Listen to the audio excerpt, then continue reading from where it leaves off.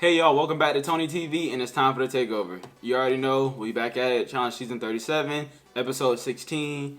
I'm sorry y'all, this took a little longer than it was supposed to. You know, it's just the holidays, so I'm a little behind. But I'm back on it, we back at it. Let's get into this week's episode. So, remember, ending last week, Kyle went into elimination against Josh and sent Josh home. And by doing so, he reclaimed his spot back on the Sapphire cell, and Logan had to go to the Ruby cell. So it's a little switcheroo. CT not too happy about it. He doesn't like being on the team with Kyle. He can't trust Kyle. They've been arguing. They can't get along because Kyle can't be trusted. And Amy's also on the Sapphire team as well. She wants CT and Kyle to make peace, but that's not happening right now. Kyle doesn't see a reason to make peace. He feels like CT keeps backstabbing him.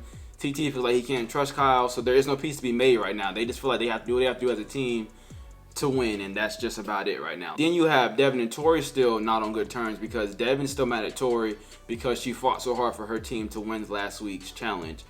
It was a guy's elimination, so pretty much he's mad at her for not protecting him from going into elimination because she was fighting so hard for her own team to win. Very selfish of him, in my opinion. It doesn't make sense. I don't feel like that's fair for him to make Tori feel like she's a bad friend because she wanted to fight hard for her own team and the guys on her team. He feels like it should always be about him, and you have to protect Devin at all costs because if Devin protects you, you have to always have to protect Devin, and that's just not how it is. That doesn't make sense. Tori wants to play a good game regardless, and once she wasn't on your team anymore, she doesn't have to protect you. If she literally isn't on the same team with you, it's not her job to protect you. It's the job of you and your team to keep you guys out of elimination and make sure you're safe, not Tori. So don't put that responsibility on her. But Devin wasn't grasping that. All Tori wanted from him was an apology. He basically told her he can't give her that because he doesn't feel like he did anything wrong, which kind of is Devin's mindset about everything. Devin doesn't feel like he does anything wrong, but he's the first to blame everyone else in the house for their wrongdoings. I don't get it. Don't really like Devin personally because his attitude. He's really been on a power trip this season because he's been on the Emerald team, and also it's like Devin, you're on the team with a lot of strong people, so it's making you feel as if you're also a strong player, but individually, you're not that great. You haven't been that great. You do well every now and then. That's about it.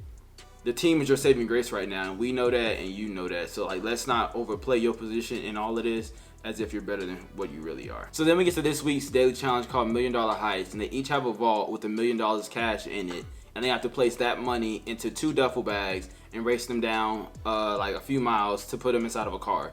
So you can only fill up your 2 duffel bags as much as you can and race it down, and you got to keep doing that process over and over again until all the money's out of your vault is inside of your car. And then once the car's full, first team to do that wins this week's daily challenge. So to get after it, and this challenge I feel like it was a benefit for the Emerald Cell because of you having so many people, you can switch off who carries the bags every time, so everybody's not as fatigued. Now with the Ruby Cell and the Sapphire Cell, they only have, Ruby has 4 players, Sapphire has 3, so you're pretty much at a disadvantage because pretty much the same people have to carry the bags over and over again. You can't really switch out that many times because you don't have that many players. Like for Sapphire team, CT and Kyle pretty much have to carry the bags every trip because they're the only 2 guys and the bags are really heavy. So Amy pretty much was only helpful as far as loading the bags up and being there to unload them at the truck. That's pretty much all she could do for the most part.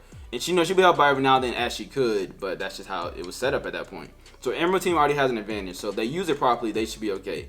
But Ruby team, they tired of losing, they over it. So they really was putting in a lot of work. Like Nelson was doing what he had to do, Logan was doing what he had to do, Tori was doing what she had to do. Big T was there. Big T was there. Okay, I'm gonna give her credit for being there. But she was making a lot of mistakes. She seems to make a lot of mistakes when she's on these teams. It's like her head don't be where it need to be at in the game. She don't be as focused as she should be. And she started doing random things, fumbling. So at one point they told Big T to push the money in their car further to the center so they can load it with more money as they come bring more bags. Big T runs to the wrong car and starts pushing the wrong car money towards the center. And it's like, those little mistakes you can't be making in high pressure situations. Like you need to be on, you gotta be at your A game. Especially when somebody giving you the least amount to do. You can't fold on that. Like you had to do the bare minimum and you still folding. That's not helping your team out any kind of way. So pretty much the Ruby team's a little frustrated with Big T because she keeps doing these things over and over again. And by her doing this little stuff like that, I feel like it cost them to win because Emerald Cell, once again, pulls out their 5th daily challenge win. I'm tired of it. I'm over it. Now this one came real close. So I feel like the problem with this one was, okay, so they both were at the very end of, the money that was left inside their vault to take out. So Tori had the idea that they need to take all the money they have left, stuff in their bags as best as they can, and run. Logan's like, no, we can come back for another trip. We don't make the bag too heavy. By doing that wasn't a good idea because when the Emerald Cell came behind them, they saw the little amount of money they had left and realized it'll only take the Ruby cell one more trip and they'll be done. So Emerald was like, okay, we need to get all our money in our bags now. Because we're able to do that, we already have at least a bit of a head start on them. Because we know we don't have any more trips to come back to get any more bags. We just have to make sure we load up our car completely. So, with that knowledge, it helped them win. Because by the time they got there, they just had to unload. And when Ruby cell was coming back, yeah, they only had a little bit of money to get. So, like, their run would be lighter. But they didn't make it back in time, which I'm not surprised. Like, the math wasn't math and it wasn't a good idea. You should have took all the money from the jump, and you wouldn't have to have worried about this. This was finally, I feel like this was their challenge to win at this point when they were already up by so much. But they still folded, and they still lost. So then, with this week being a girls' elimination, it's not that many girls left. With the Emerald Cell winning, that only leaves Big T, Tori, and Emmy to be up for nominations as far as to go in. So only one of those girls are going to be saved, and the other two are going to elimination regardless. So Big T pretty much says she wants to throw herself in because she wants to be able to feel worthy of going to the final by competing in an elimination and winning. And feels like she has a sense of value. So right now, you know, her morale is very low. She feels like she's the weakest player in the house, and like she doesn't offer much to any team. So she wants to win the elimination and be like, okay, I got this. I can do this. I deserve to be here, basically. And as we already know, the Emerald Cell doesn't want to be infiltrated anymore. They tired of it. Granted, it's only happened once, but even that once, like, they had to rebuild their team dynamic when it happened. And the week that they got Amanda the very first time, they lost that challenge because they were trying to work on their dynamic. It wasn't a good idea. So they don't want to lose no more people. So they're like, should we let Big T throw herself into a nomination if we know that she gonna try to infiltrate us if she wins? Don't know if that's a good idea. So then they're like, okay, well, we can throw Tori in, because we throw Tori in, Tori may not want to infiltrate back. So they try to have a conversation with Tori and see, like, okay, are you willing to let us nominate you? Tori tells them, no, don't do that. She's like, if you do that, you're going to make a bigger enemy out of me than you have to.